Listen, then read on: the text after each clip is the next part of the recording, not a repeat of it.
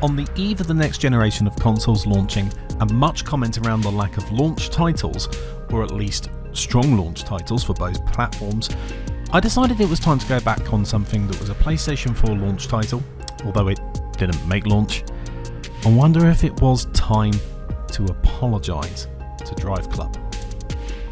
If you're watching this channel, then you're probably aware of the issues this Evolution Studios title had, not only for launch but for a long time after. To take advantage of the PlayStation 4's new status as an online gaming behemoth, the team and Sony struggled to implement the incredibly ambitious social skills and leaderboard system after the game released in early October 2014, following a delay of 6 months, with a version promised and made for PlayStation Plus users eventually released in June 2015 and removed from the stores within 4 months. Now, given that the launch of the PlayStation 4 console was in November 2013, this launch title, inverted commas, failed to launch.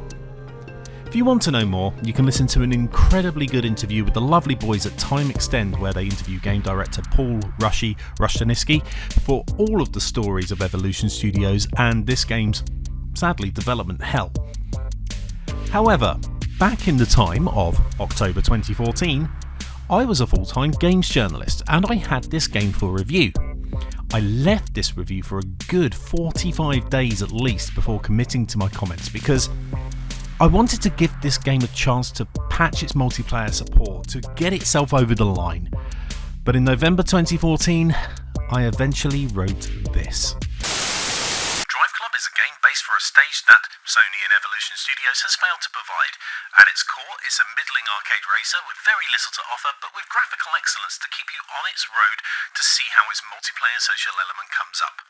Unfortunately, it's that element that is not only missing, but is still causing bugs and issues in the game over a month after release. A nice car lineup, excellent detail, and a fantastic bit of lighting are the only positives in what has been a shambolic episode. Now we're 6 years on in November 2020. The servers no longer work thanks to the support for the game being pulled from Sony in March 2020. It's ironic now that the problems that plagued the game are no longer an issue. You can really see what the game truly was. A bit of a masterpiece. Thinking of the time this was released, we were well into the Need for Speed, supercar driven vehicle lust that years of top quality television had given us. While the vanilla offering of Driveclub I still believe was a bit poor, the season pass and over 20 DLC packs absolutely improved the offering. The game also deserves some credit as well for the variety of names that are here. Whilst it was nowhere near the Forzas of the time and there isn't anything classic or vintage or even that much pre-late 2000s. In fact, the oldest car I think is either the Ferrari F40 or the Skyline V-Spec 2. It really is an ode to the modern European supercar. It was even slightly ahead of its time, featuring electric cars like the Rimac and a concept Renault Desire. In fact, many concept cars taking on the mantle that Gran Turismo 6 and 5 kind of brought into the gaming world and left lacking at the PlayStation 4's launch. I mean, that's not even mentioning the fact that we got bikes in this game with DLC. Bikes! I don't believe there's actually any game out there this entire generation on any platform that is a multi-discipline 4-wheel and 2-wheel game other than games made by this studio. I think Onrush might be the only other one. But I won't go into this because frankly I'm terrible at the 2-wheeled stuff.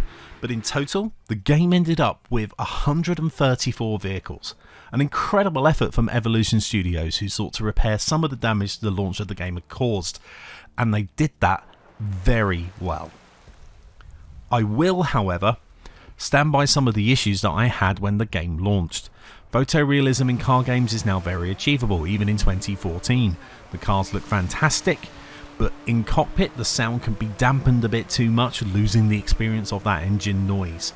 Outside of the really high-end supercars, most of these cars don't have a lot of personality or quirks to themselves, and in my opinion, for a pick-up-and-play arcade racer, all of the cars are a little bit too heavy. It's something you get the hang of course, but it still lacks a wow factor in a challenging car. This isn't the game for consistent predictability after all. The AI is still super aggressive at times, which, in a game that penalises you points for contact with other drivers, can be very frustrating. It's something that critics and fans have levelled at many games of recent times, including as late as 2019's Grid or even Automobilista 2. Variety or death. Driveclub had, at launch, pretty poor variety, quite frankly. 5 countries represented the world of Driveclub's racetracks, street courses and point-to-point runs, including reversed versions. Canada, Chile, India, Norway and Scotland. Since then, Japan was added, and various new tracks and reverse versions that were planned for the game were added for every country, and that wasn't paid DLC, but patched content. There were even variations from the rather maligned PlayStation VR release, Driveclub VR. The track designs were very good, but I personally, even now, still find some of them a bit lacking in character or satisfaction. I don't get that adrenaline bump for hanging around a certain corner that I failed to tackle before, or find that I particularly pay much attention to the actual road layout of these courses themselves as tracks. I do love the colour-coded system of going round corners with the red, yellow and green flags, but even then that's not exactly right.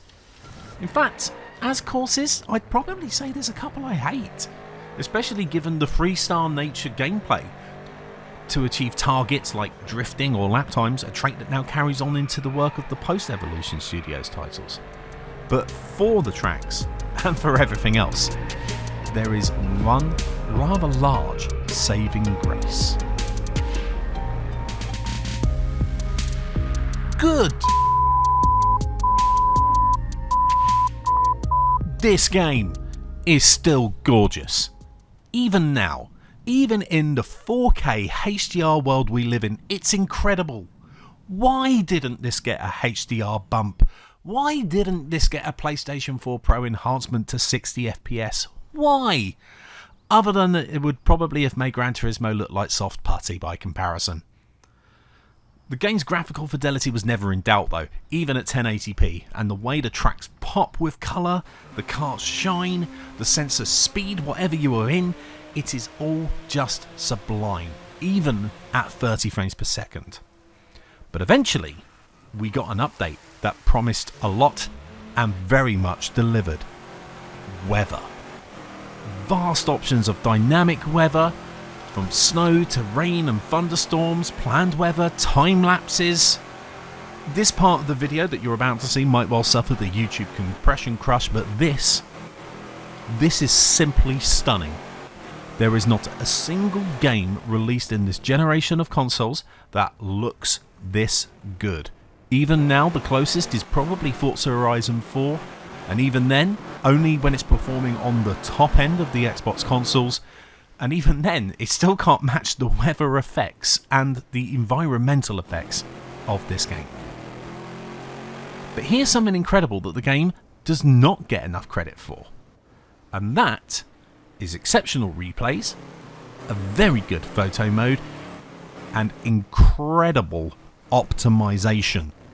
Evolution Studios were developing this game as the PlayStation 4 console was being developed, and it was a far cry from the struggles that every developer had with the PlayStation 3 to try and code something that just simply works well. The PlayStation 4 was revolutionary for developers in that way. But what Evolution did with this title, with the launch software, really does not get enough credit. This game is incredibly well optimized. Aside from the server multiplayer stuff visually and in the gameplay, there are no creases, no bugs, no stutters, no frame drops. It utilised the PlayStation 4 hardware better than anything else you can still play today. This clip right now is me filming my super loud PlayStation 4 Pro. Listen. Silence. An incredible achievement. Suffice to say that I had kind of written off Driveclub at launch, and through hard work and vigilance it became an incredible arcade racing game. I still don't think it's the best, but I will concede that its demise has robbed many players the opportunity to experience a truly great console launch title even if it took a while to get there. Maybe one day Sony will open up some of the source code and enthusiasts can open their own servers to make the game's multiplayer element work again. And legacy communities already do incredible work in preserving other titles of all kinds. Sadly, they won't. Licensing aside, Sony treated this game like it has treated all of its less than successful offspring, consigned to history and swept under the rug. Much like the portable consoles, the PlayStation TV, maybe even as we might be seeing with the PlayStation VR. One hopes the latter survives. Who knows if this title will even make the PlayStation 5 backward compatibility list? You can't download it anymore. We could be looking at a title that is quite literally unplayable unless you have the disc, the DLC, and the generation specific console or a downloaded version on one of those. So I will not apologise to Sony at all for how this game was treated at launch and has been since. I will, however, apologise to the fans and to the staff of the late Evolution Studios, whose perseverance with their vision created something that, eventually, would never be matched in this generation. And if it would have been like this at launch, well, I'd be surprised if we wouldn't have seen a Driveclub 2 in the PlayStation 5 lineup. Spiritually, we at least have Dirt 5 from the Codemasters Cheshire team, who keep the legacy of Evolution's unique brand of gaming alive for now. If you enjoyed this video, please feel free to leave a like, subscribe. Please note anything in your comments. What's your memories of Driveclub? Have you even played it? Did you manage to get all the achievements before the servers were turned off in March? Let us know. In the meantime, subscribe if you want to see more from this channel and more videos. But for now, thank you very much for watching. Have a great day.